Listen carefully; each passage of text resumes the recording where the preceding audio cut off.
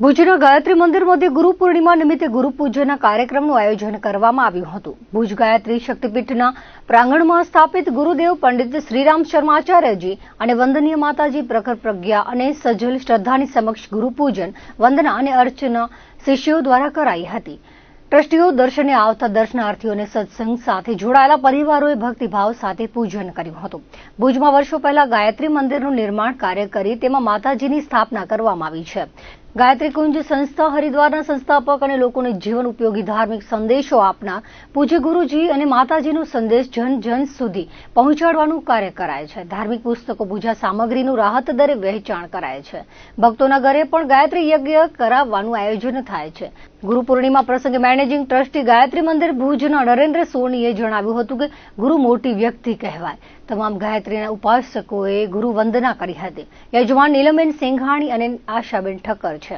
વધુમાં કહ્યું હતું કે ગુરુ કાર્ય આગળ વધારવા સંકલ્પ લેવાયા હતા। તે નિમિત્તે પ્રથમ ગુરુ પૂજન કરવામાં આવ્યું હતું। દરેક મનુષ્ય પોતાના જીવનમાં એક ગુરુ કરવા જોઈએ। આગામી 2026માં દીપક સ્થાપનને 100 વર્ષ પૂર્ણ થાય છે। સાથે માતાજી જન્મ શતાબ્દી પણ છે। તે નિમિત્તે શાંતિકુંજ ખાતે ભવ્ય કાર્યક્રમનું આયોજન કરી તેની ઉજવણી કરવામાં આવશે। તેના ભાગરૂપે આગામી જાન્યુઆરી માસમાં શિબિરનું આયોજન કરાશે। જ્યોતિ કળશના રૂટ પર ગુરુજીના વિચારોનો પ્રચાર કરાશે। તાલુકાના વિવિધ વિસ્તારોમાં ખાસ યજ્ઞોનું આયોજન થશે। ગાયત્રી પરિવારના પરિજનોએ રાષ્ટ્રને સમર્પણ અને ઘર ઘર જનસંપર્ક કરીને સમાજમાં આધ્યાત્મિક જ્ઞાનનો પ્રચાર કરવાનો સંકલ્પ લીધો હતો। પૂજા કર્મકાંડ વિધિ રતિલાલ સીતાપરાએ કરાવી હતી। નલિનીબેન રાઠોડ, સરલાબેન મનોરમા દાવડાએ સહયોગ આપ્યો હતો। મેનેજિંગ ટ્રસ્ટી નરેન્દ્ર સોનીએ પ્રાસંગિક પ્રવચન કર્યું હતું। મેનેજિંગ ટ્રસ્ટી ગાયત્રી શક્તિપીઠ ભુજ। આજના પર્વ અનુસંધાને ગુરુ પૂર્ણિમા છે।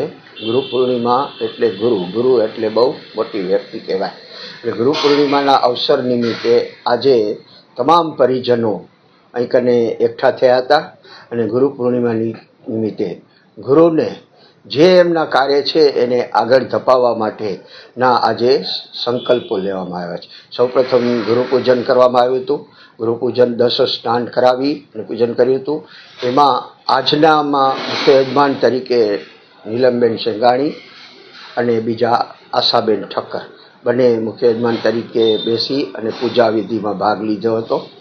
સાથે સાથે આજના જે કાર્યક્રમ છે એના અનુસંધાને એવી રીતે ચર્ચા કરવામાં આવેલી હતી કે ગુરુ પૂર્ણિમા આપણે શું કામ કરીએ છીએ, ગુરુ શા માટે કરવા જોઈએ।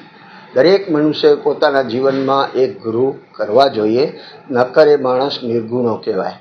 એટલા માટે આપણે બધા પરિજનો જે ગુરુ કર્યા છે એ ગુરુના સાનિધ્યમાં, ગુરુના સ્થાનમાં આપણે ભેગા થયા છીએ। દીપક 1996માં સ્થાપન કર્યો હતો, એને 100 વર્ષ પૂરા થાય છે। માતાજીના જન્મ શતાબ્દીને પણ 100 વર્ષ પૂરા થાય છે।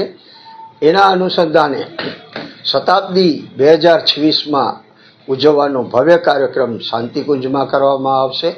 એના અનુસંધાને જાન્યુઆરીમાં એક તમામ પરિજનોની શિબિર યોજવામાં આવી છે।